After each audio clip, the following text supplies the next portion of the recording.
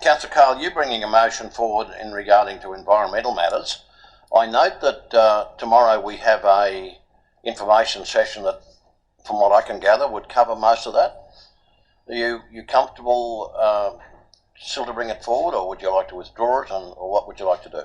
No, I'd still like to bring it forward. That's quite fortuitous that it's tomorrow, but it definitely does not cover all the matters the reasons for this motion. It covers only part of it, and I think the important part, it's over to you, Chair, but I'd ask that there's a seconder and then I can speak to it. Okay, so Councillor Melissa Taylor has seconded that. You've moved it, Councillor Carl. Is there anybody else around the room that has a comment to make? Councillor Dancy? Excuse me. Thank you, Chair. Look, I just think it's important that we have this motion before us so that the people, the general public, understand that we are trying to make some changes. We are trying to address their concerns. And I think it's really important that we actually have this motion for that reason, so that the general public, it's all very well for us to have information sessions, which we should rightly do, but the public aren't aware that we're trying to make changes. So by having this motion before us today, it highlights to the public that we are trying to make an effort to try and retain more trees and get outcomes that we need to have. So I think it's really important that we have it today. Right. Councillor Carl, over to you. Thanks, Chair. I'll read it. That a council information session be scheduled in November 2022 to brief council on available mapping showing areas of environmental significance within the Toowoomba region. And point 2, a councillor information session be scheduled in January 23 to discuss ways in which environmental values within the Toowoomba region can be protected. And here's the key part, both in the short term and the longer term through the proposed new Toowoomba region planning scheme. The reasons for the motion: that Toowoomba region has recently seen a loss of green infrastructure to make way for urban development within Highfields. The Highfields community has made it clear to council that this loss is unacceptable and demanded measures to be taken to prevent such loss from occurring again. As a major urban growth area within the Toowoomba region, this issue is of particular significance in Highfields. However, and this is really important, Highfields is not the only urban growth area within the region. This issue therefore needs to be considered across the region. Understanding where areas of green infrastructure and environmental significance are located across the region is the first essential step in addressing this issue. This needs to be immediately followed, and this is really pertinent. This needs to be immediately followed by careful consideration of ways available to council to protect these areas, both in the short term and longer term, through a new planning scheme currently under preparation. This motion ensures that these steps are taken at the earliest possible opportunity. So the reason why I boarded councillors was to highlight, not just to staff, but importantly to the community, that this is of significance, and the tendency for, the timing, the lag of 2025 until the planning scheme comes into or is approved is a considerable length of time. And you'll note, out of courtesy, and Councillor Megan was the only one that had anything to say via email, but I, out of courtesy, forwarded this to councillors, and to actually highlight that this process is critically important, and that we are subject to clarity around these sessions, that council may wish to actually implement some measures. We've seen TLPIs, temporary local planning instruments, introduced before, and I'm not preempting anything, but it gives council the option, the earlier we tackle these major issues, and part of a sustainable environment is considering, as part of sustainability, environmental issues under the current regime and the way state government is moving around this. So that's why I wanted to bring it forward, not just to highlight to the community, but more importantly, facilitate a process whereby we're enabled to enact, if we so wish to, prior to the approval of the planning scheme in 2025, because that is a big drought, a long period of time in which untold amounts of damage could happen under the current regime.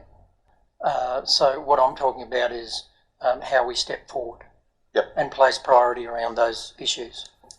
I'm not concerned about existing planning approvals, and that's not the intent of this motion. Never has been.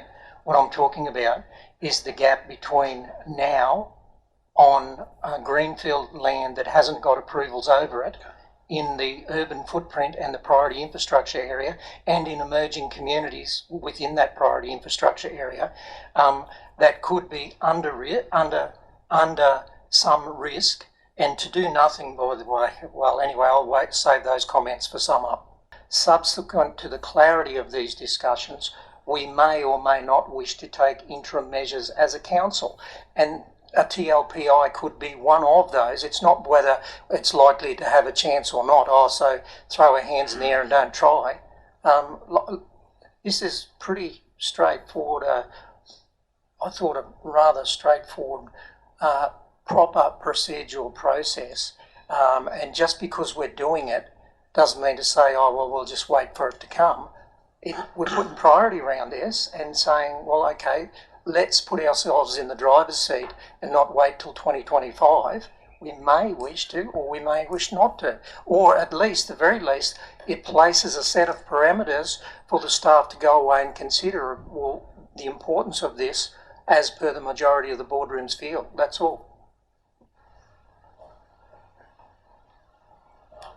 Councillor Summerfield, you wish to make a comment? Thank you, Chair. Look, I'm finding this really interesting, this discussion.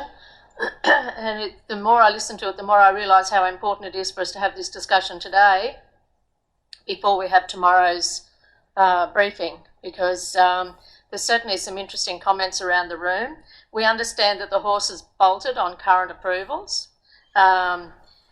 The TLPI, we're understanding now that will need to be resourced, so we'll have to consider resourcing if that's the way we go.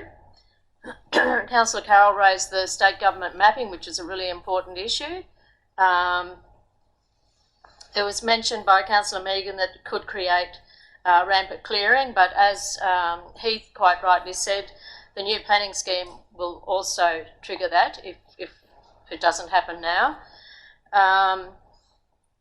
Planning design has a role to play in this. You know, we keep talking about, well, they get approval and they can clear it and whatever. So part of it could be education, part of it could even be incentive, that they actually, they keep an avenue of trees.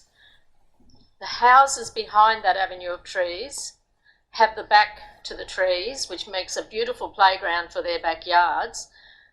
Their houses come out onto a road. That feeds down to a main road instead of all these individual houses coming out onto a main road. It's simple design like that that can actually create great outcomes in developments. And so we need to actually investigate, and we need to come up with ideas and solutions on how we protect these trees, whether it just be a row of trees along one side of a development rather than that total clearing of the whole site, which we're all aware of.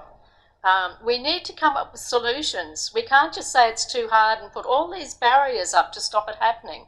We need to be coming up with outcomes that are going to deliver really nice areas to live in our region. As we continue to see the development grow and grow and grow with the big expectation of more housing to provide the housing problems, we need to come up with solutions that are going to actually provide outcomes that are outcomes that our communities want.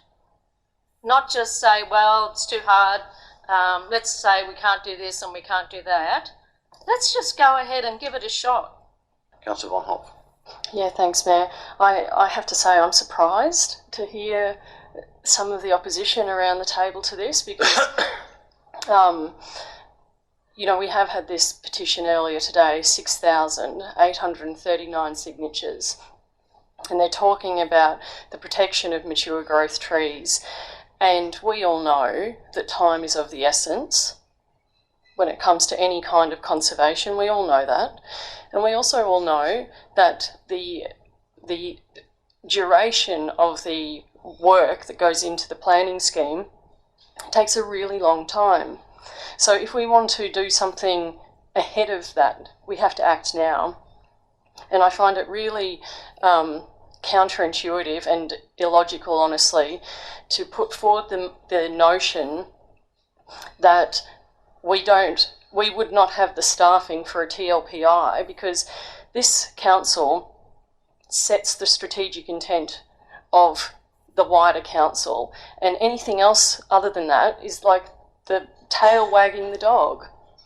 We decide what gets resourced at council, not the other way round. We understand all of the limitations. We're frustrated about the mapping. We're frustrated about what we can and can't do, and there isn't an understanding amongst all of the community about some of the legislation around this. But there is a genuine concern in the community, and approving this today shows that we're hearing it and we're doing something about it. Councillor Melissa Taylor. Thank you, Chair. Let's bring it back to the motion. We need to let the community know what we are actually doing. And I think that's really important for transparency. There is considerable concern within the community around the critically important environmental issues of our region. You only have to see the petition that Councillor Vonhoff brought to the table this morning.